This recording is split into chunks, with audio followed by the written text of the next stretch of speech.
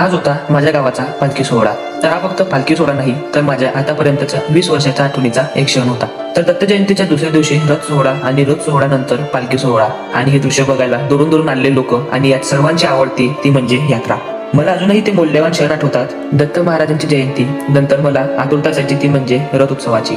आज गावाचा रथ आहे म्हणून लवकर उठणे, दिवसभर वडील कामावरून केव्हा येतील त्यांची वाट बघणे, वडील घरी आल्यावर त्यांना रथाला जाण्यास कन्व्हिन्स करणे, गेल्यावर मी गडी ठरवायला नको म्हणून माझा घट्ट पकडलेला हात, रथ जवळ आल्यावर मला चांगल्या प्रकारे दिसायला पाहिजे म्हणून त्यांच्या खांद्यावर मला बसवून रथ दाखवणे, यात्रेतील आकर्षित करणारी ती रंगीबिरंगी खेळणी, खेळण्यासाठी वडिलांकडे केलेला हट्ट, मिळाली तर ठीक नाही तर घरी आल्यावर रुसून बसणे, त्यानंतर दुसऱ्या दिवशी रुसलेलं बसलेलं बघून वडील घरी आल्यावर आपल्याला पालखी सोहळ्याला घेऊन जाणे आणि खेळणीसाठी आपण रुसलेलो होतो ती खेळणी घेऊन देणे. तर वडिलांसोबत यात्रेत येणारे आपण कधी मोठे होऊन एकटे यायला लागलो कळलंच नाही. काश लहान असताना कोणीतरी माझ्या या गोल्डन मेमरीज माझ्यासारख्या कॅप्चर करायला